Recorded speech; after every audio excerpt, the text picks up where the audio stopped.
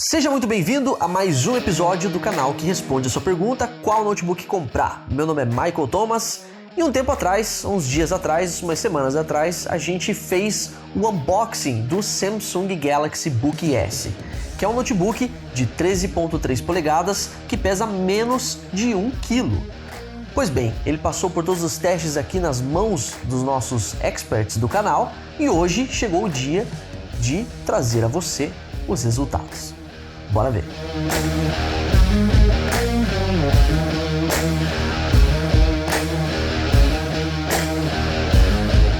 Mas antes eu preciso te lembrar para você fazer parte dos nossos grupos no WhatsApp e no Telegram. Através destes grupos a gente mantém informado sobre as melhores oportunidades de compra do mercado de notebooks. Tem links de convite aqui no izinho e também na descrição.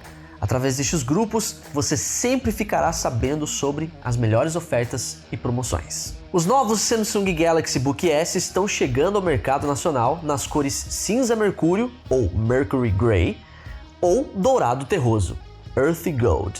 E este tem um SSD de maior capacidade. A versão que testamos é este de código final K01BR. E a cor dele é o cinza mercúrio, ou Mercury Grey. Ele tem apenas 1,18 cm de espessura e 950 gramas de peso. Ele é construído em alumínio. A gente mostrou esse comparativo no unboxing, mas é importante você rever. Este é o tamanho dele comparado a uma folha A4. Ele é quase do mesmo tamanho que uma folha A4. Fácil de carregar em qualquer mochila ou até mesmo numa pasta. Se você estiver curioso para saber mais detalhes sobre a parte visual deste notebook, sobre os aspectos externos, dá uma conferida no nosso unboxing. Tem link de fácil acesso para você aqui no izinho ou então aqui na descrição. Que ele é leve, fino e bonito a gente já sabe, né? Mas a construção dele também é bem firme e não apresenta flexibilidade na estrutura ao pressionarmos a tampa ou então a base do teclado, o palm rest. E ele também não deixa muitas marcas de dedo, deixa só um pouquinho mesmo. E isso é outro ponto bem positivo. As bordas em torno do painel são bem fininhas. Por ser um notebook com tela sensível ao toque, ou seja, tela touchscreen, o acabamento é brilhante em vidro. Pena que ele não gira em 360 graus, seria interessante ter um tablet junto com ele também.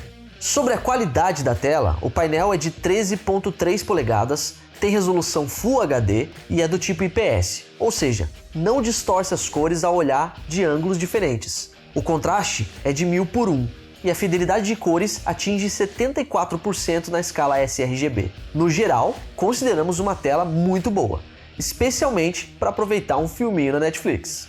O destaque principal fica para o brilho da tela, que pode atingir até 600 nits em ambientes externos, com o modo Outdoor ativado. E isso é bem acima da média se for comparar com outros concorrentes que geralmente ficam na faixa dos 400 ou 500 nits. Isso significa que a gente praticamente pode trabalhar debaixo do sol e ainda vai dar para ver a tela direitinho. Por último, como eu falei, a tela é touchscreen e aceita até 10 toques simultâneos. Dá para usar todos os dedos da mão. E isso aumenta bastante as possibilidades, já que você pode utilizar 10 dedos ao mesmo tempo na tela, para fazer desenhos, por exemplo. Até mesmo no Paint, se você não é profissional. O nosso veredito é de que o recurso Multi-Touch, ou seja, multitoque, é muito bom, com uma precisão bacana e sem delays. Logo acima da tela, a gente vai ter a câmera, a webcam, que tem resolução de 720p, uma resolução HD, e a gente vai testar ela agora. Então vamos abrir aqui a câmeracita. Caramba! Não é fraca a câmera não, hein, galera? Curti, hein? Então essa é a câmera do Samsung Galaxy Book S. Posso dizer que é uma das melhores câmeras que eu já testei aqui no estúdio. Realmente uma qualidade muito boa. Já vai dar para você ir além de videoconferências. Provavelmente você já vai conseguir gravar alguns videozinhos para o YouTube, até mesmo umas videoaulas aí. Se quiser começar neste mundo, já vai ser possível. Tem uma qualidade muito boa mesmo. Tanto o áudio quanto o vídeo estão sem tratamentos, para você saber bem como que é a qualidade. E gostei bastante, hein?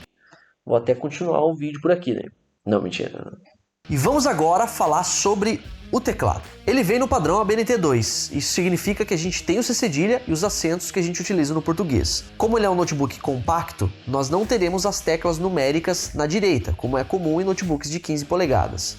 A interrogação e a barra ficam nas teclas W e Q. Trata-se de um teclado retroiluminado com 3 níveis ativados pela tecla F9. A luz é meio esverdeada, bem homogênea, mas a gente achou um pouco fraca mesmo em nível mais alto. As teclas são grandes e baixas. No geral é um bom teclado, silencioso e confortável ao digitar, e tem também uma boa resposta. O destaque fica para o Palm Rest, que passa uma sensação de ser emborrachado. Isso o torna um apoio bem confortável para os punhos, mas pode deixar marcas de dedo. O touchpad tem um bom tamanho e uma qualidade bem bacana. Aceita os drivers de precisão do Windows, é liso e os cliques mecânicos são bem suaves, não são barulhentos.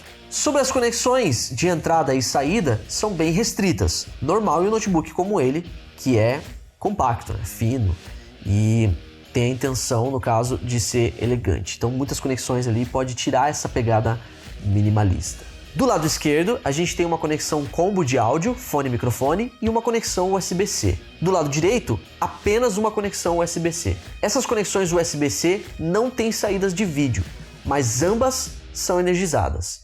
Isso significa que você pode carregar o seu notebook em qualquer uma delas.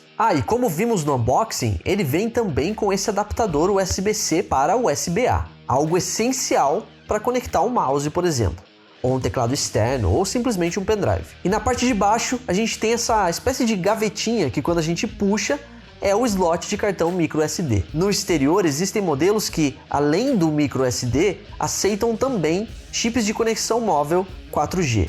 Aqueles cartões SIM igual de celulares, mas só em outros países.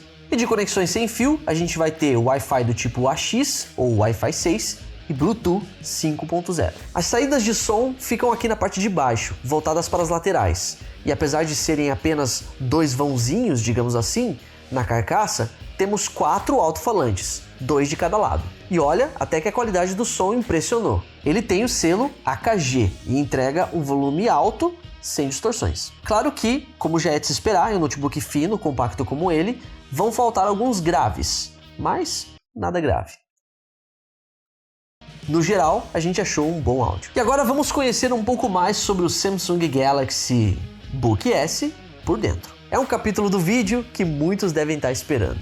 O Galaxy Book S tem 8 GB de memória RAM do tipo LPDDR4X, soldada na placa-mãe. O diferencial fica por conta do processador, que é Intel do tipo Lakefield, novidade no mercado nacional. Ele carrega especificamente um Core i5 L16G7, com a litografia de 10 nanômetros. Ele possui 5 núcleos e 5 threads, ou 5 núcleos virtuais, e 4 MB de cache. Achou curioso eles terem 5 núcleos? Porque isso não é muito comum, né? Bem, isso acontece porque este não é um Core i5 verdadeiro, digamos assim.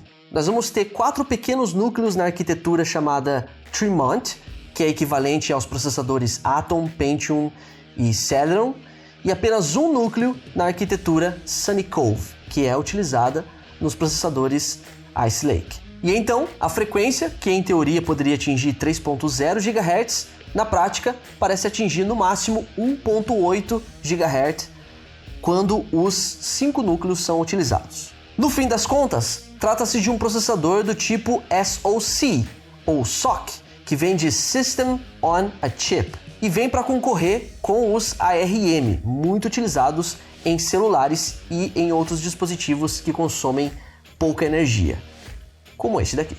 O armazenamento dele fica por conta de uma memória do tipo EUFS, ou então Embedded Universal Flash Storage, que fica soldada na placa-mãe. Também muito semelhante ao que é encontrado em celulares. Utilizando o Crystal Disk Mark, tivemos os seguintes resultados. As taxas de escritas, sim, são meio baixas, mas ainda assim, bem melhor do que um HD mecânico, que, convenhamos, nem caberia em um notebook dessa espessura aqui. Então, repetindo a piada de outros youtubers, ele é basicamente um celular grande que roda o Windows. E a vantagem do processador Lakefield é justamente essa, funcionar perfeitamente com o sistema operacional Windows, ao contrário dos Snapdragon, que tem suas limitações. Bem, vamos ver agora então como que ele se saiu em tarefas do dia a dia, como que foi o seu desempenho nessas tarefas. Bem, a gente testou ele aqui trabalhando com 20 abas abertas ao mesmo tempo no navegador Edge, rodando vídeo, editando texto, vendo redes sociais, e ele se comportou muito bem. Tudo funcionou de maneira fluida e sem lentidão. Já para edições de imagem no Photoshop, ele até que rodou bem com imagens em JPG ou PNG, mas abrindo ali arquivos em RAW, por exemplo, um pouco mais pesados, a gente acabou tendo alguns travamentos. E agora fica aquela curiosidade, né? E os games? Será que roda algum game nele? Dá para rodar algum game, será? A GPU integrada que ele possui é uma Intel UHD Graphics G7, mas pelo fato de não ser um i5 verdadeiro, a gente vai ter também um desempenho mais básico nessa parte, travada em 500 MHz. Mesmo sabendo que este definitivamente não é um notebook feito para rodar jogos, a gente resolveu testar aí alguns games, né, de leve para não forçar muito a barra no coitadinho, mas veja aí os resultados para se ter uma ideia. O primeiro jogo testado foi o The Sims 4 e foi um dos que apresentou melhores resultados, se mantendo na média de 66 quadros por segundo com os gráficos no baixo. Já o ainda tão jogado GTA V não se saiu nada bem nos testes, com apenas 15 quadros por segundo no baixo. No alto, apenas 9 quadros por segundo, sem chance. O famoso CSGO, Counter-Strike Global Offensive, também ficou abaixo do ideal, se mantendo na média de 27 quadros por segundo no baixo. Outro jogo competitivo que testamos nele foi o PUBG Lite. Ele se manteve na média dos 39 quadros por segundo no baixo, o que já dá para brincar aí casualmente, caso você não seja assim tão exigente com gráficos. Em gráficos mais elevados, complicou um pouco. Outro Battle Royale famoso, o Fortnite, manteve a sua fama de pesadinho e rodou apenas com 14 quadros por segundo com os gráficos no baixo. Este não tem como jogar mesmo. Por fim, o Valorant também não agradou muito, com apenas 34 quadros por segundo no baixo. Jogável apenas em partidas casuais para jogadores bem pouco exigentes. Já o FIFA 2020 não rodou, mostrando que este de fato não é um notebook para games. Isso não chega a ser um ponto negativo porque a proposta do Samsung Galaxy Book S é outra. É para pessoas que vivem em constante movimento, que precisam levar o notebook de um lado para o outro. Porém, que utilizam esse notebook em tarefas mais comuns, não tão pesadas. Para você que é mais ligado aos números, a gente fez também os nossos testes de benchmark, para ter uma ideia do desempenho do notebook durante tarefas pesadas como renderizações em 3D, ou então edições de vídeo. Para você conferir os resultados destes testes, é só acessar o nosso post oficial através do link aqui na descrição, ou então pelo izinho aqui no cantinho. Agora, sobre refrigeração. Aqui na parte de baixo não tem nada de saída de ar, nem nas dobradiças. É uma refrigeração passiva, sem ventoinhas, o que já é suficiente para um notebook menor, né, de tamanho compacto como ele e de baixo consumo de energia. É um notebook que não esquenta, assim como um celular não tem um cooler, por exemplo, ele também não.